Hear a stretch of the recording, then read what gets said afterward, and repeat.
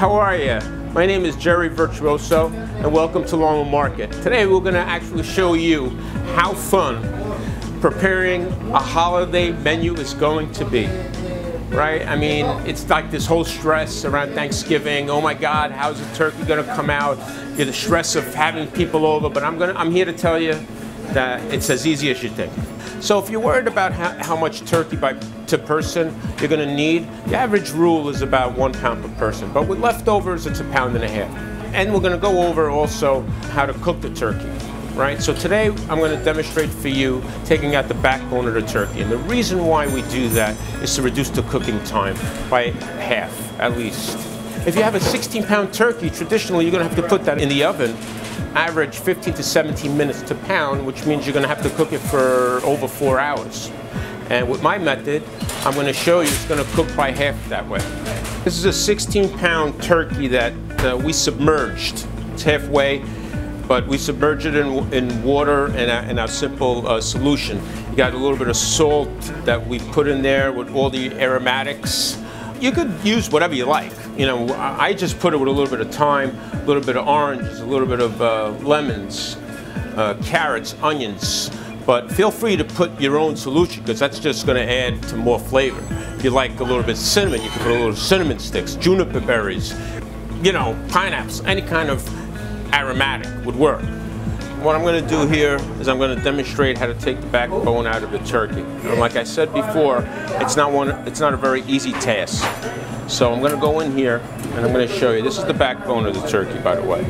And you can see, okay, right here, and you're going to see right here. So that's what you want to kind of get out. So I'm going to kind of demonstrate. It sounds like you have to apply force. You have to apply force, as you can see. Okay, and like I said, this is not an easy task. And that's why you should let a professional do it, and you shouldn't really try it at home. Okay, so I like to go in with a boning knife. You can see I cut this thing all the way through. And now we want to kind of go in. We want to get the other side. All right. So obviously you always want to cut away from any bone.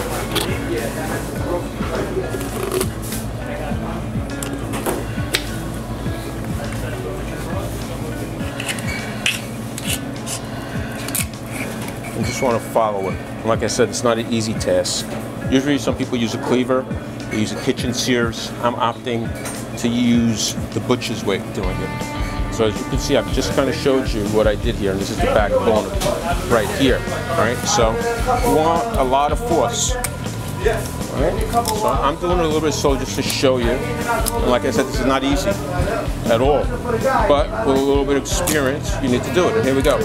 And that's it. It's done. Successfully taken out the backbone of the turkey.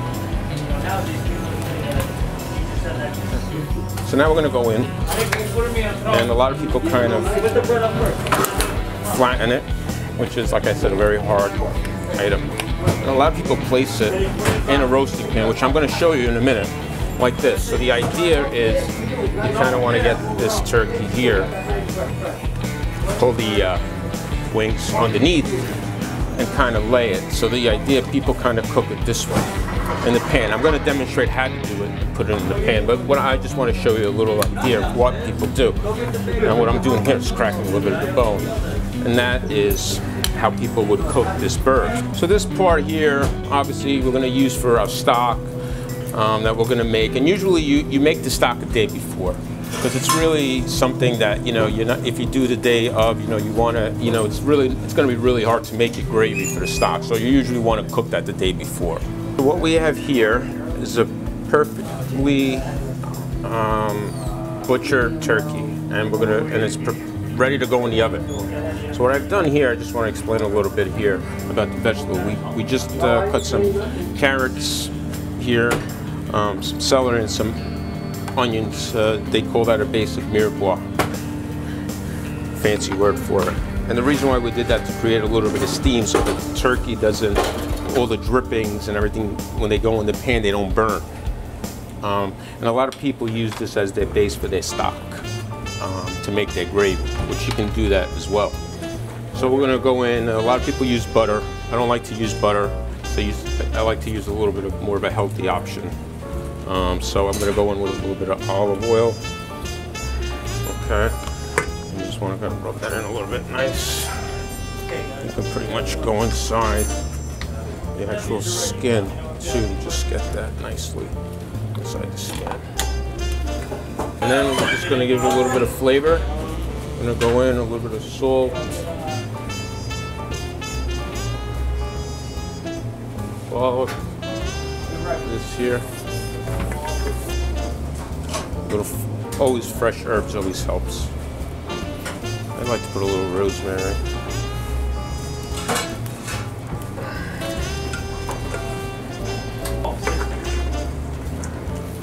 And we're going to place it on top of our roasting pan. Ready to cook.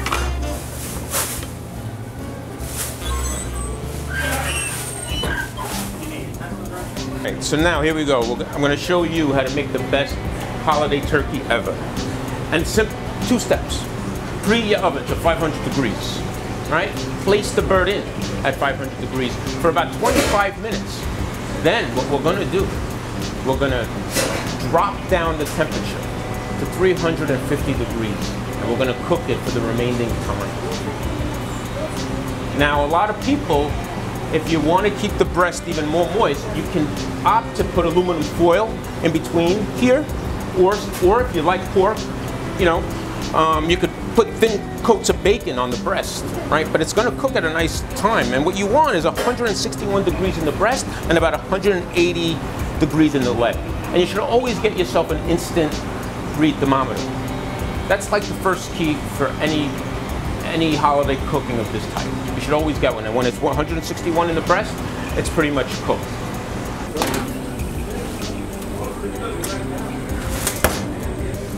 All right, so we're preparing the stuffing. We're going to do a little bit of mirepoix, just classic for any stuffing or dressing.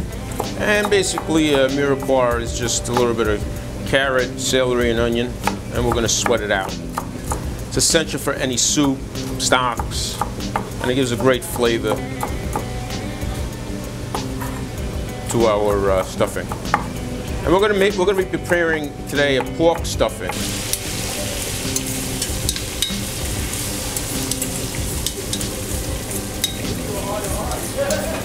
This is what we're going to use for our dressing, and it's an Italian sausage stuffing. It's all pork ground through a coarse blade, and I'm going to show you how we mix it. So we're going to add a little bit of salt, a little bit of pepper, a little bit of garlic, a little bit of fresh garlic, a little bit of parsley, a little bit of brine padano, which is great. It's going to give it a nice little flavor. You don't want to put too much salt either, because you're going to, you know, the cheese itself is a little salty, right? There you have it. And then we're just going to give it a nice little mix, you know.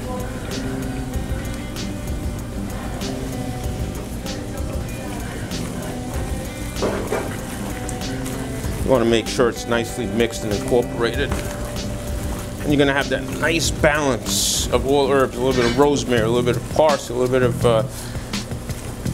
cheese, the brine padano, very nice, and a little bit of garlic as well. And then we're going to show you how to cook it on the stove, and you want this to get really nice and brown. There we go.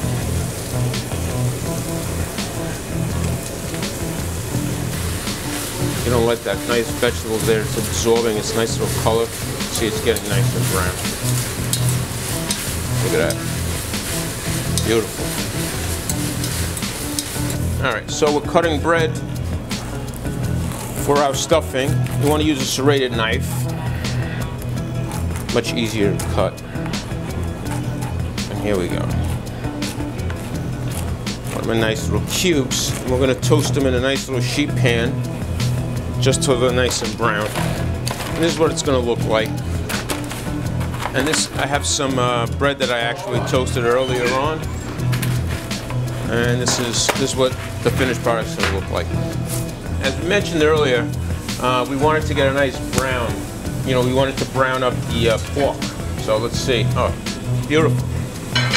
So we're going to go in and, you know, kind of put this in a bowl. I'm gonna get those nice croutons.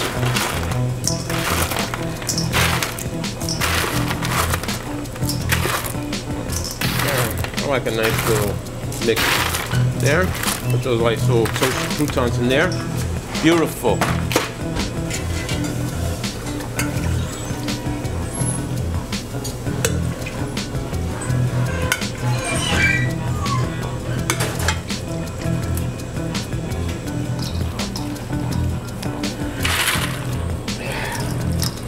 Wet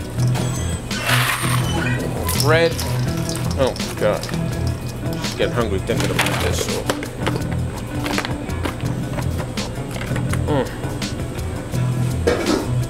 There it is.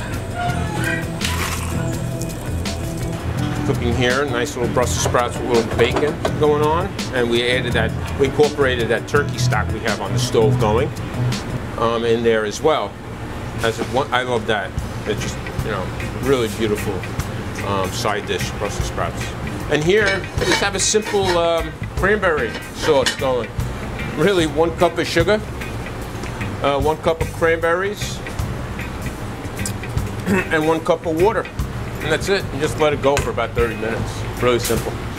You just have it. I just love cranberries, something nice and fresh, and the sweetness of it. Really following the package. And then we're gonna go in. I'm gonna make a nice little gravy. So we reached our final stages. Our turkey was at 163 degrees in the breast. It's gonna, the carryover cooking, it's gonna go past about 165. It's gonna raise up 3 or 4 degrees, and that's what we want. We're gonna let this rest for a little bit, and while we're doing that, we're going to go in and we're gonna take out our dressing. Oh yeah, that looks great. And like I said, we could always add a little bit of stock that we have on the stove if we just feel that it's a little too dry, which actually it's really not. And what I really wanted is that nice brown on there. That looks great. It really does. Look at that.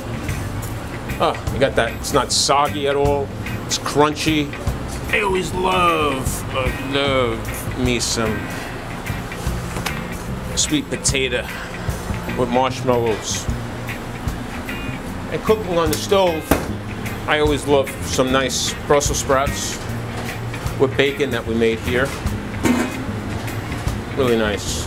We're gonna make a roux for our gravy, and really a roux really is just fat and a little bit of flour. Butter, usually it's butter and a little bit of flour. And we're gonna kind of cook down the butter a little bit. We're gonna add the prepared turkey stock from that. And usually you add the wonderful trimmings, the wonderful drippings from the pan as well in here.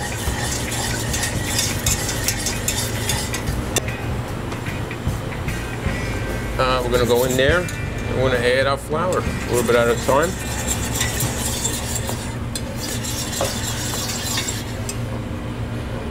There we go.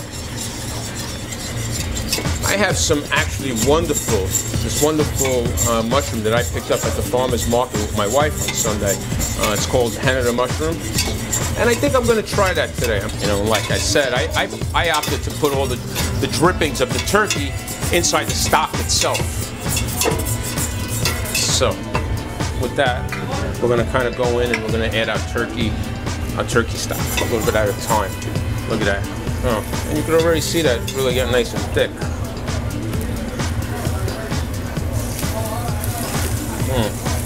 All right, so today we're going to incorporate this hen of the woods mushrooms. Beautiful. I guess I don't know why they call it hen of the woods. Maybe because it looks like a little bit of hen. We went ahead and we cleaned it up a little bit. Took a lot of dirt out, and we're going to just incorporate it into our gravy today. With this type of mushroom, it's so woodsy, really, really nice. You know, nice little smoky flavor. A lot of people call it maitake mushroom as well.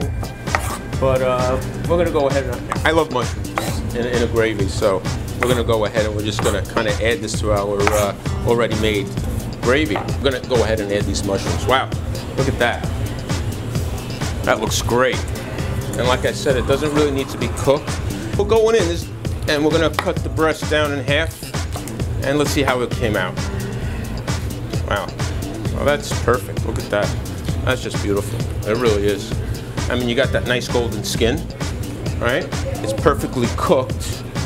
You know, you could see it's not actually, the juice is clear.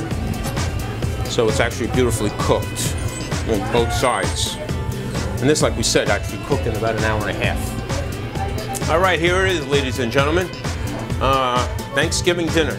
We have a beautifully cooked turkey right here that we carved and we cut and sectioned. The breast, the thigh, the drumstick, the wings. We have that beautiful mushroom gravy that we have presented beautifully. We have the Italian sausage stuffing, Brussels sprouts with bacon, and sweet potato yams with maple syrup. And my favorite, also, little cranberry sauce. Here you have it. An hour and a half, turkey dinner. Not bad.